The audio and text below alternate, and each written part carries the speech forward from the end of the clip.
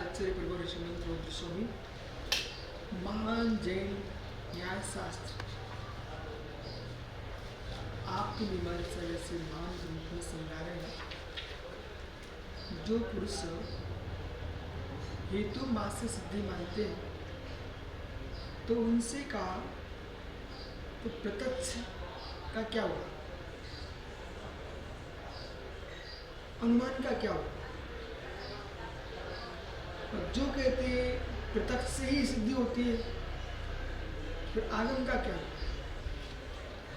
आगम से ही सिद्धि होती है तो इंद्रिय अर्थ का क्या हुआ। इंद्रियों से भी तो बोध होता है, बिना इंद्रिय के कैसे आप जान सकते हो। कुछ विषय ऐसे हैं जो आगम में लिखे ही नहीं है, वो सामने है, यह वस्तु थोड़ी है। आगम में 6 द्रव्यों की व्याख्या है, 7 तत्वों की व्याख्या, 9 पदार्थों की व्याख्या। लेकिन श्रुत जो है ना, श्रुत केवल ज्ञान और श्रुत वही व्याख्यान करता जो केवली ने कहा। ठीक, केवली ने कहा भेद किसका है, प्रत्यक्ष परोक्ष का। स्याद्भाव केवल ज्ञान सत्व प्रकाश में, सर्व तत्व प्रकाश में, सर्व तत्व प्रकाश में भेद साक्षात साक्षात असाक्षात का भेद है, प्रत्यक्ष परोक्ष का भेद है। प्रत्यक्ष परोक्ष का भेद होने पर भी अब आइए यहाँ पर पुनः मत्य चतुर्निबंधो द्रव्य प्रयासु। मत्य श्रुति ज्ञान का निबंधन संपूर्ण द्रव्यों की कुछ पर्याय में होता है। तो सर्वतत्व प्रकाश में तो द्रव्य आ गया, ठीक है ना। लेकिन परोक्ष रूप में सब द्रव्यों को जानने वाला है, परंतु संपूर्ण द्रव्यों की संपूर्ण पर्याय को जानने वाला नहीं है। बराबर। तो जो आगम लिखा रखा है आपके सामने, उसमें घाट पाठ चट ये दृष्टांत दिए जाते हैं, ठीक है। आज उसमें मट्टी के घड़ा ज्यादा दिखते थे तो मट्टी घड़ों की चर्चा होती थी, लेकिन आज तो प्लास्टिक में प्रारंभ हो गया, स्टील चला तो प्लास्टिक। दक्षिण भारत में गया, कर्नाटक में तगाड़ी प्लास्टिक की, बाल्टी प्लास्टिक की, कढ़ाई प्लास्टिक की, जो सामान प्लास्टिक प्लास्टिक का, हर वस्तु प्लास्टिक की। अब सुनते कलशा प्लास्टिक का, अब बिन्ने से सिर हिलाया, बोले कढ़ाई प्लास्टिक की कैसे हो सकती है। आजकल ऐसे उपकरण चल पड़े हैं कि उनमें आग नहीं लगती, प्लास्टिक की है। तो बोले कैसे, जैसे कि आप झारखंड में थे, झारखंड में आपने देखा वहाँ पर जूमी तलैया में कोडरमा, तो क्या निकलता वहाँ अभ्रक। अभ्रक जो है ना इतना शक्तिमान होता है, उस पर अग्नि का प्रभाव नहीं पड़ता है। पहले आप सुनो, पहले संपाद है हमारे माइका अभ्रक। और वही अभ्रक जो है, जे बड़े बड़े नेता अभिनेता होते हैं, उनकी जो कपड़े बनते हैं, लूट क्या बुलेट प्रूफ किसका बनता है, इसी माइका का अभ्रक का बनता है, जो प्रयोग होता है। तो गोली भी काम नहीं लगे उसको, समझे ना। इसी प्रकार से प्लास्टिक के पात्रों पर अभ्रक चढ़ा दिया उन्होंने, सुबह अग्नि प्रभाव नहीं करती, समझिए ना। आपको बताता कौन है? तो ये सब बताता कौन है, उसका उत्तर उसकी आगे बात कर रहे हैं। तो सब कुछ आगम में लिखा रहेगा, उसे ही तुम मानोगे, तो सामने इंद्रिय प्रत्यक्ष का क्या होगा।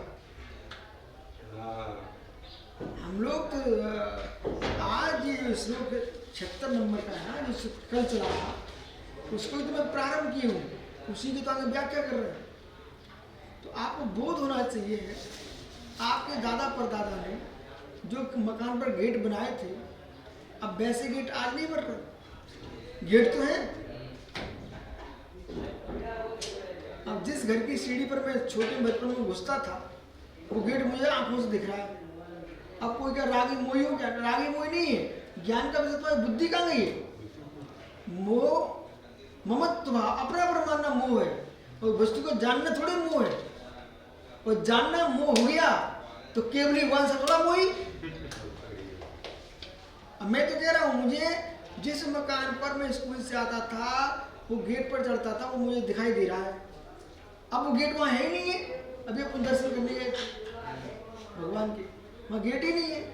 ऐसे लगता था कोई सेठ का मकान है, कोई धनाढ्य आदमी का मकान है, विशाल गेट, वो बड़े बड़े फाटक लगे। तब लगता था कि कोई अपने धरपति घर में प्रवेश कर रहा है। अब तुमने वो छोटे से मकान बना के छोटे से फटकियां लगा ली है, समझ में नहीं आता। गेट भी आदमी के लिए महत्वशाली है। अरे पहले तो गेट में ही प्रवेश करना पड़ता ना। गेट ही जिसका घर है, उसका अंदर का क्या गेट व्यवस्थित होना चाहिए। जिसका गेट ही विकृत हो चुका है, तो वो अंदर क्या हो सकता है? गेट व्यवस्थित होना चाहिए। जिसका चेहरा ही फैल हो रहा है, उसका भीतर क्या हो सकता है? तो आदमी गेट व्यवस्थित होना चाहिए। होली का दिन आता है, आता कि नहीं आता? जब होली आती है तो सबसे पहले लोग बिगाड़ने आते हैं बड़े बड़े गेट वालों घरों, गोबर फेंकने आते कि नहीं आते? तुम कितने गेट फेंको, लेकिन गेट इतने मस्त होते, तुम गोबर फेंको, उसे चिपक दो, झड़ के नीचे गिर जाता है। और होली गई, अपने ऐसे जला दिया साफ, दीपावली को स्वच्छ। तो ऐसे ही अपने गेट बड़े बड़े हैं, तो जो होली खेलने वाले छोटे मोटे नीचे जाते लोग होली ज्यादा खेलते हैं। ठीक है, तो होली खेलने वाले लोग कचरा फेंकने वाले हैं। आप अपनी दीपावली मना लो, चपड़ा सही है सरवान, सही है, सही पकड़े। तो ऐसा है कि आदमी है अपने गेट स्वच्छ रखो। पानी गिरता है बारिश में, और ये बेवकूफ जो है ना, बड़ा महरा गाड़ी चलाता है, वो गाड़ी पर वो लगाए रहता है वाइपर। तुम जितना करो गिरते रहो, हमें कांच दिखाई देना चाहिए वाइपर चल रहा हमारा। ऐसे जिनको जो कुछ कहना कहते रहो, हमारा वाइपर चल रहा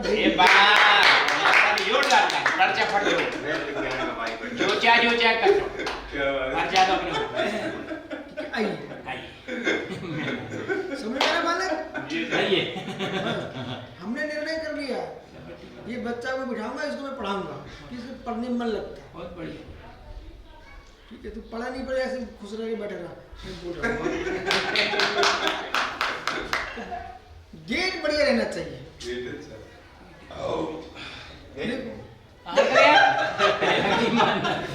तो प्रत्यक्ष इंद्रिय ज्ञान,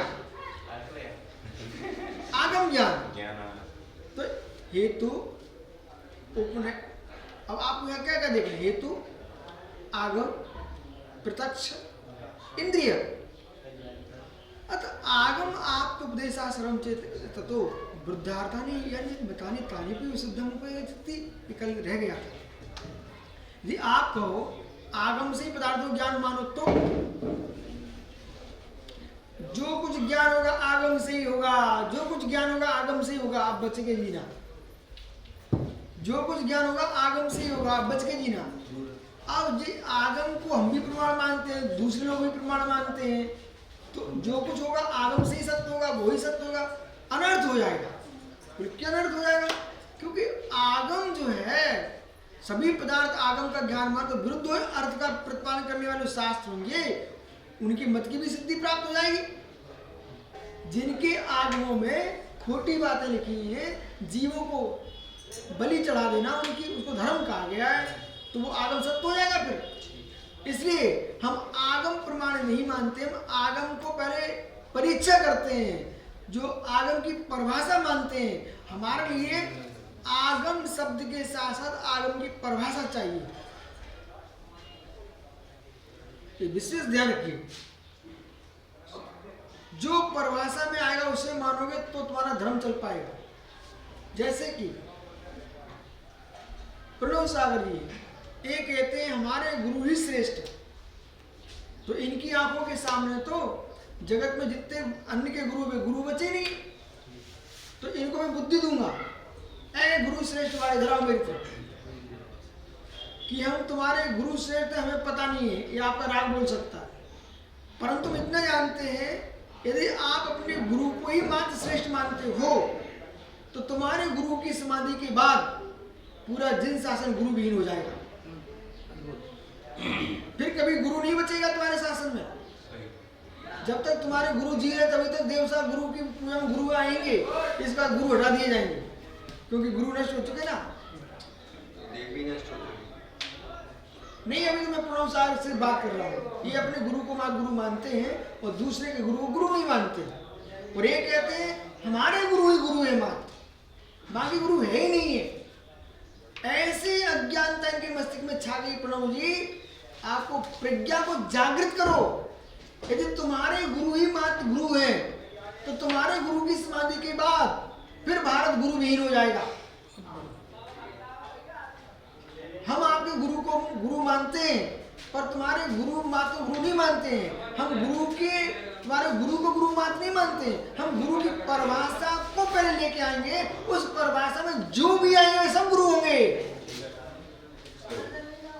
विश्वासावसाती तो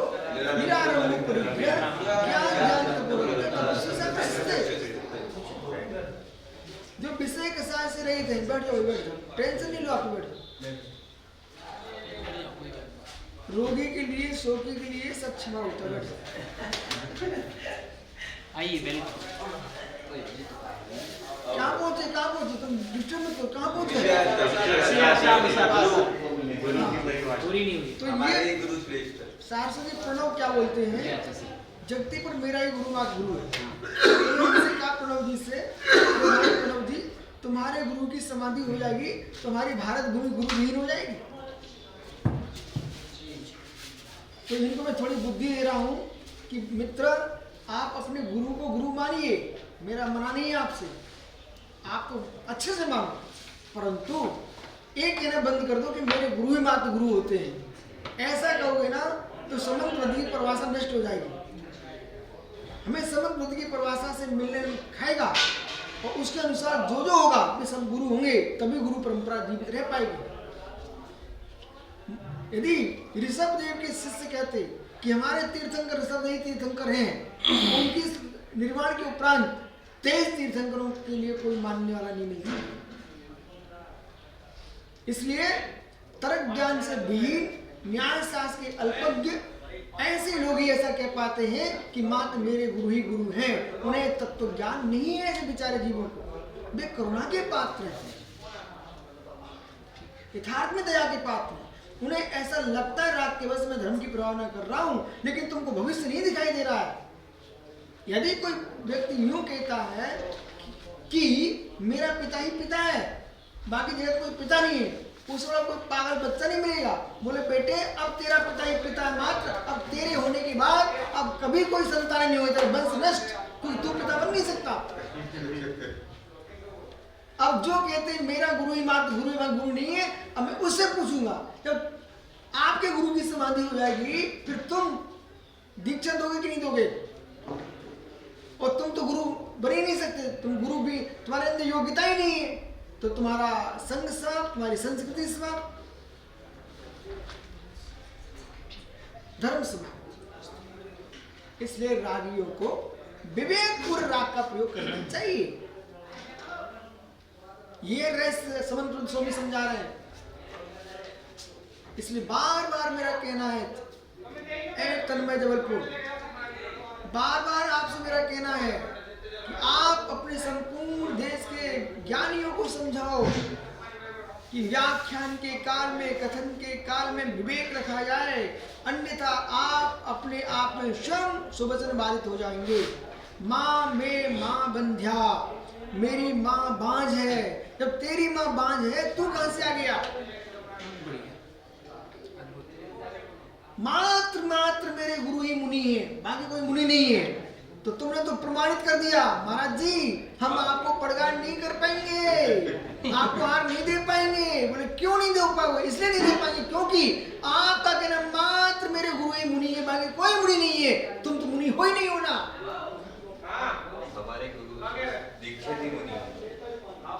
तो बहुत अच्छा है इनका प्रश्न।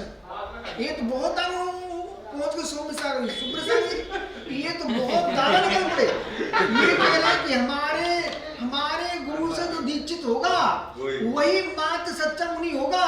तो उनके गुरु के जो गुरु है ना, वे उनके गुरु से दीक्षित नहीं है, तो वे तो मुनि है ही नहीं है, तो ये उनके गुरु मुनि कैसे हो गए? उत्तर दो हमारा। यदि ये बोलते हैं कि मेरा गुरु ही से दीक्षित गुरु होगा, तो प्रश्न है ना, इनके स्वयं के गुरु उनसे दीक्षित नहीं है, इसलिए अब उनके गुरु के गुरु ही नहीं बचे, क्योंकि उनसे दीक्षित नहीं है।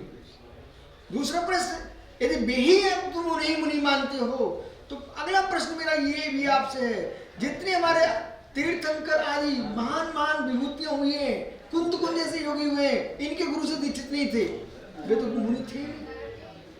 इसलिए बात बोलने के साथ विवेकियों के पास अध्ययन करने आइए आप सौम्य सागर जी। नाम तो तुम्हारा सौम्य सागर रख दिया गया है, अध्ययन करना सीखो, तब तुमको मालूम चले कि वस्तु स्वभाव क्या होता है। सामान्य लोगों के बीच में बोल के आ जाना, मोबाइलों पर फैला देना, ये कोई महत्वपूर्ण नहीं है। महत्वपूर्ण है ज्ञानी जनों के पास आकर के, सौम्य सागर जी, ज्ञानियों के पास आकर विनम्रता से बैठिए, तब तुमको तत्व का ज्ञान होगा।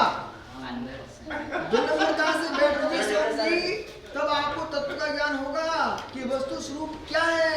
आइए पढ़िए अष्टसहस्री, अष्टसती,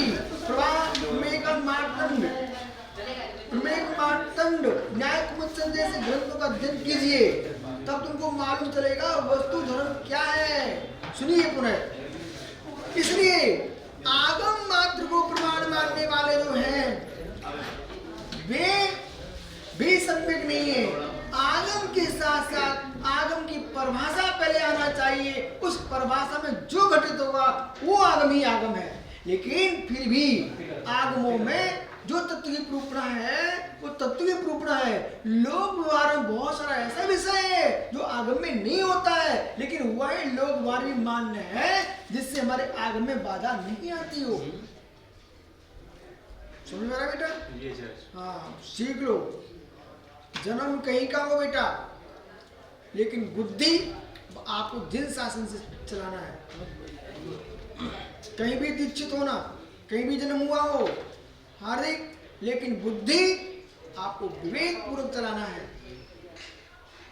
आगमात आप प्रेसा सर्वम चेत इसते तो वृद्धार्थनपि यानी तो वृद्धर्थ यानी मतानी जो मते तान्यपि सिद्धम पगच्छति, जो वृद्ध मत वाले हैं उनकी भी सिद्धि हो जाएगी, उनके भी आगम आगम के जाएंगे।